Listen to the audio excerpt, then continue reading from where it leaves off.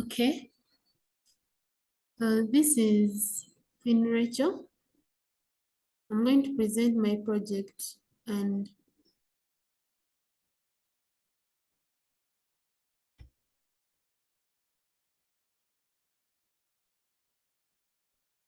yes. When I went to St. Anthony, I happened to interact with a learner called Semanda Emmanuel, who was 15 years old and he's in primary 3. His parents live in Bulo district, though they separated. He was brought to school by Madam Sarah, now who is the head teacher, in 2018, and it was by then that he started learning sign language. And by that time he was 8 years. He stays at St. Anthony for most of his time. He does not go for holidays because the mother doesn't like him actually. He shows less love to him. So he was shown to Madam Sarah by a friend who knew that within the community, and called up to Madam Sarah to come and pick him. Though the mother gives some little hope to him, because sometimes during holidays he's taken to the mother, but not usually.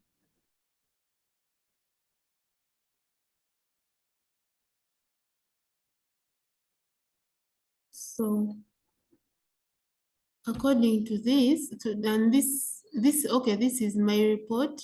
After interviewing him, he's the one who gave me all that information, and the following happened to be the way I approached my report.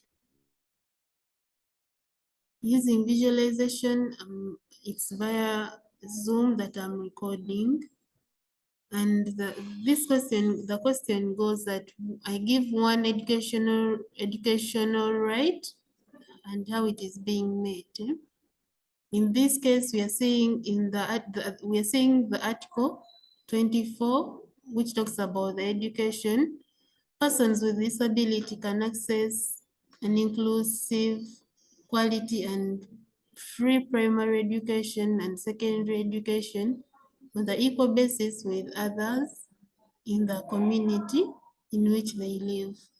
According to Semanda, the fact that Semanda has been enrolled in school, and that is St. Anthony's School for the Deaf, it means that his right has been met. However, though not funded by the government, but at least he's in school studying and is acquiring education. And the second question wants me to give a positive factor and a negative factor that contributes to his learning. So in this case, I happen to find out that the fact that he has got a language, and that is sign language, he's able to acquire education. Therefore, the presence of the sign language teachers teaching him and they're driving or deriving content using sign language, this helps him to understand, and he's able to understand what is being taught in class. His sign language teachers have at least tried to put some effort for him to understand. And as a teacher, like, you learn the abilities of your child or of your learner. You try to see that your learner catches up. And the fact that he learned sign language when he was old, 8 years of age, these teachers are teaching new signs for him to be able to contextualize the text very easily for him to be able to catch up and learn very well. And that's a positive impact towards his learning. Then the negative contribution that is leading to his less, or that is affecting his learning. Here, he told me as I was interacting with him that he's having less sign language skills. He started learning sign language while at St. Anthony, and when he was 8 years, and that is really late for a learner or for a child to learn language. Now the fact that he caught up with sign language when he was still young, it's really hard for him to learn very well, and this is leading him to perform poorly. In this, he's losing morale of learning, and he thinks that he's the dullest person, or he's the dullest learner in class, and this influences his learning very negatively while at school. I'm asked here to give one factor on the power and control wheel, and my factor is caregiver privilege. In this, since there is a caregiver, we actually according to Semanda, the mother is there to give this care. This is seen where his mother is always there to give decisions on his behalf, in a sense of protecting him from getting or from making mistakes, since he's not informed. For example, maybe going to the shop to buy, let's say, food, or let me say the restaurant to buy, to make orders for which meal to eat. The mother may say, no, you shouldn't eat oily foods because they may affect his stomach. So that he's stopping him from getting into hurt, maybe after eating oily foods, he may get stomach ache, which is a good thing. She's protecting him. But again, this deprives Semanda's opinion, in terms of giving opinions. He's limited in this case. If he's given a chance to maybe make his own opinion, he's like, maybe he wants to eat this and this, whether oily, he gets to know the bad thing in it or the good thing. But his mother always being there to make his decisions, it makes him like he develops knowing that there is someone who will always help. In this case, as you're saying, in the same case, a wrong opinion may be made against him because of power. The mother is the one having power to control. He endures the silence. He keeps quiet, but he's suffering inside, though a wrong opinion is made. This situation affects his adulthood, as he may not be able to give his clear opinions, whether during maybe meetings, whether he's with friends, because he has always been hoped.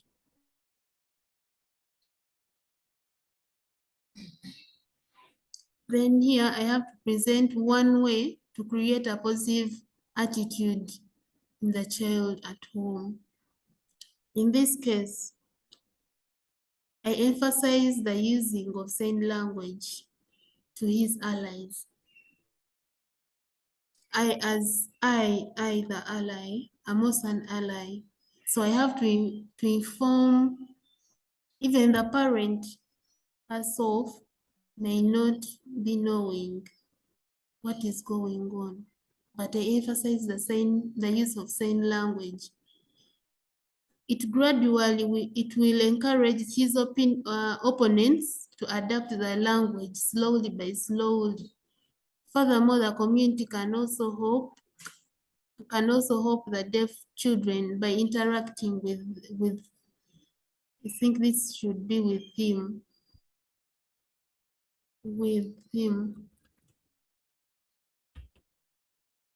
should be with him after learning sign language. It creates a fair treatment towards him with the same respect and kindness they show other people.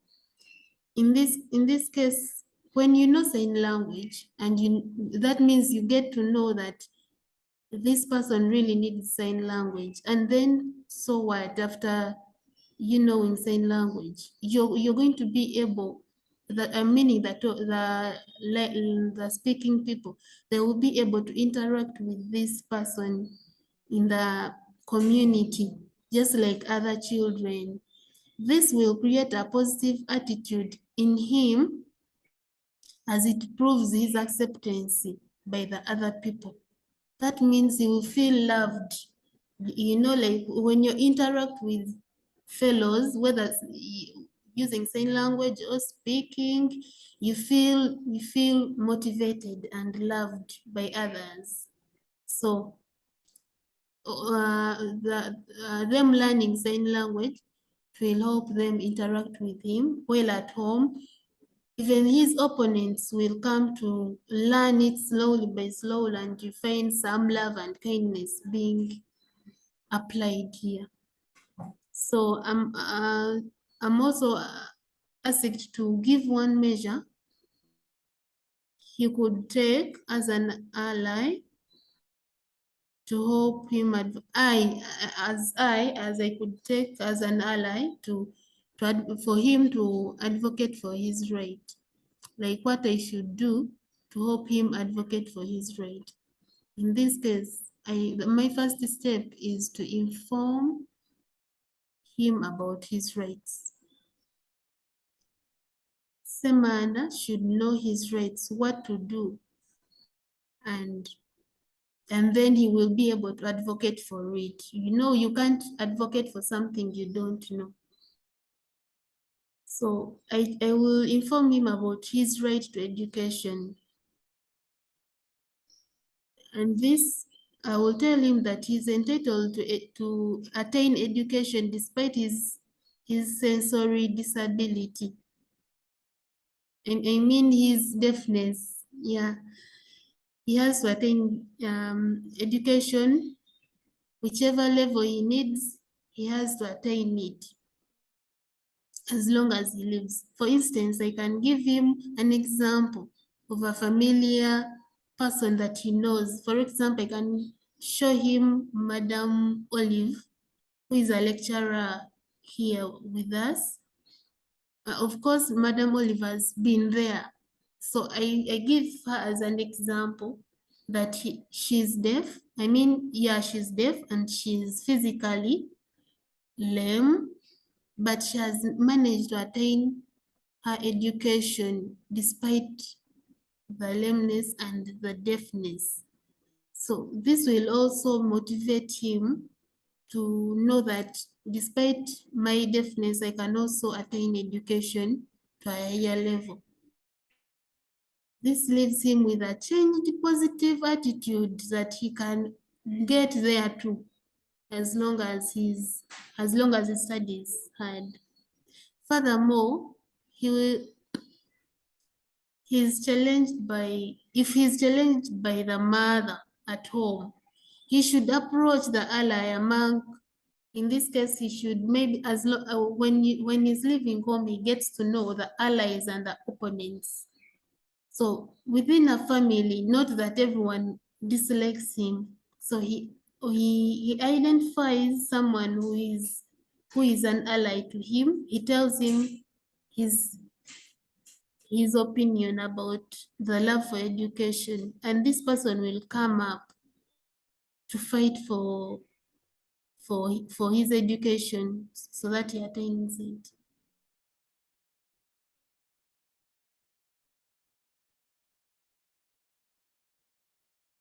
And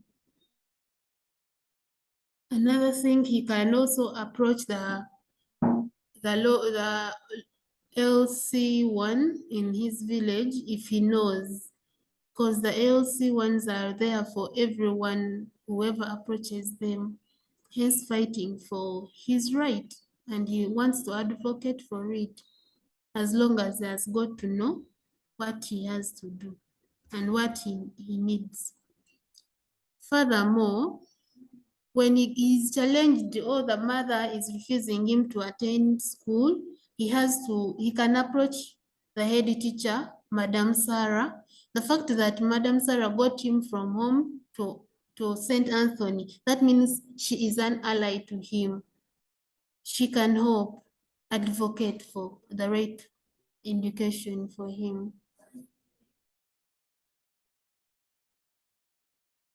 Finally, I have to give one strategy to teach the deaf how to face this challenge, how to face a challenge, and about the risks of being misused and or being abused. The strategy I'm to use is to teach or to inform him about the sexual development on himself. He's a boy. I could tell him about how his body will change as he grows, as he develops.